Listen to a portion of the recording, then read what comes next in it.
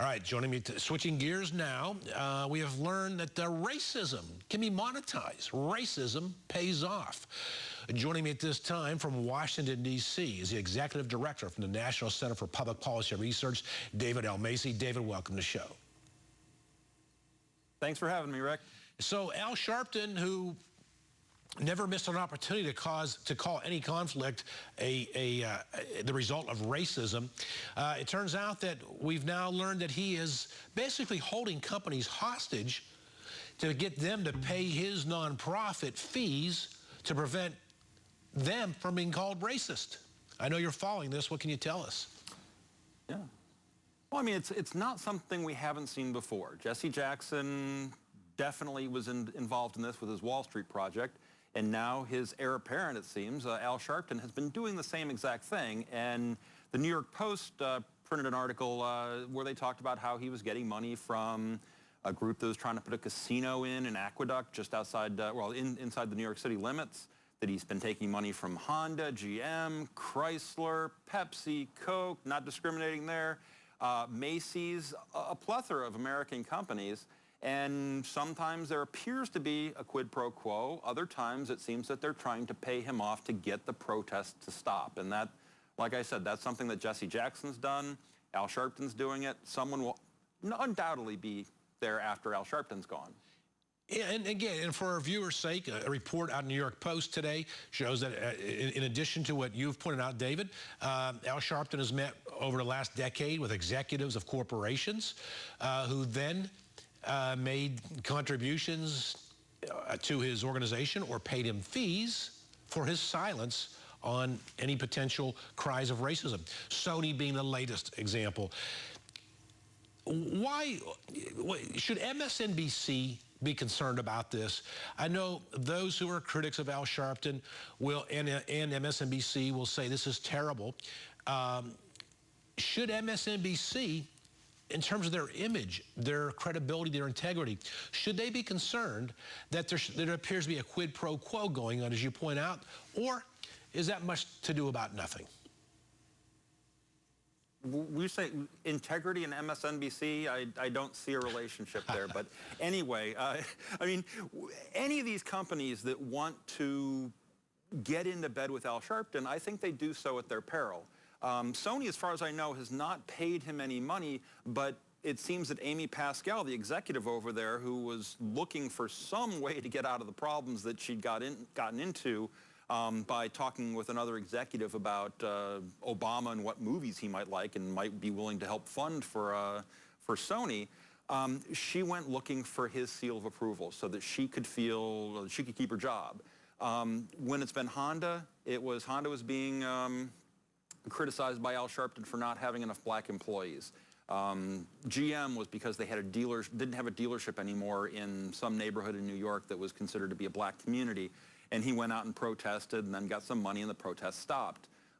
He became a consultant to Pepsi when he said Pepsi didn't have enough black people in their advertisements.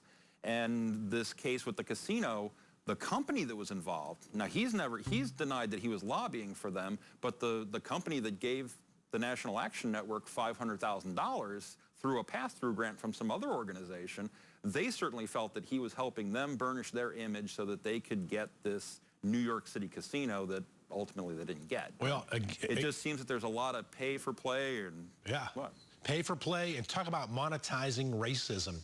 Switching gears now, something which has Democrats concerned, both Democrats and Republicans alike, and that is President Obama here in early 2015 is prepping for some very costly additional regulation, additional rules on businesses in his final 2 years in office. So far, through the first 6 years, he has already issued approximately 50% more costly regulation than George W. Bush did in his 8 years. And now more is coming, apparently. And it has Democrats concerned, too, because, you know, there are Democrats who are up for re-election, and they have business owners and corporations who they represent. Again, you're following this story over at the National Center for Public Policy Research. What can you tell us? This, in his NPR interview that he just did, President Obama said he feels liberated because he doesn't have to worry about saving Mary Landrieu or saving Senator Heitkamp or someone like that. He can be the radical leftist that he's always wanted to be because he doesn't have any politicians that he really needs to feel beholden to anymore. And as you said, he does that at his peril, at least for his political party, because someone's going to be running in 2016 to replace him, and that person is going to have to deal with his legacy, just like all these senators and congressmen who recently lost their seats had to run against. And we're looking at the new coal emissions regulations, which is essentially cap and trade. That's cap and trade that he just barely got passed in the House, didn't even bring up in the Senate because he knew people like Joe Manchin, the Democrat senator from West Virginia, he campaigned against it. So he decided just to do it through the bureaucracy. It's the pen, the phone, the executive orders, the executive memorandums. It's the I'm going it alone. And Congress, now that especially since now you're controlled by the Republicans, you try and stop me. And that's unfortunately what we're going to have going over the next 2 years. And some other examples of regulatory burden, which he is considering, the FDA will likely extend regulatory oversight to such things as cigars and e-cigarettes and pipes. Yep. It's ridiculous. When I say pipes, I mean pipe tobacco. Things that will reduce risk, like an e-cigarette, which takes away a lot of the fear of cancer through tobacco products. They're going to treat that the same way as the cigarette, so it's going to be less people being able to use that sort of thing. We're also talking about one of the first big regulations coming out this year is going to be about crude oil on train cars. So at the same time, he's going to probably say, finally, well, I don't want the Keystone XL pipeline. He's also going to make it harder for Warren Buffett to transport them on his train cars. And that's going to make things a lot harder for energy. But then he's got the ozone rules, and he's got the rules on the Clean Water Act, where he's going to be a huge land grab where basically any water can be regulated by the United States government now. It's going to be crazy, and it's going to keep Congress, I think, on their toes to try and see what they can do to try and stop it. All right, David Almasi, National Center for Public Policy Research. Thank you for joining us. And as we say, what's important here as well is this is a concern for Democrats and Republicans alike. This is not a polarized issue. All right, so who will be our Mama Luke of the day? Plus, our next guest asks, given who's in charge, can we expect a better year ahead?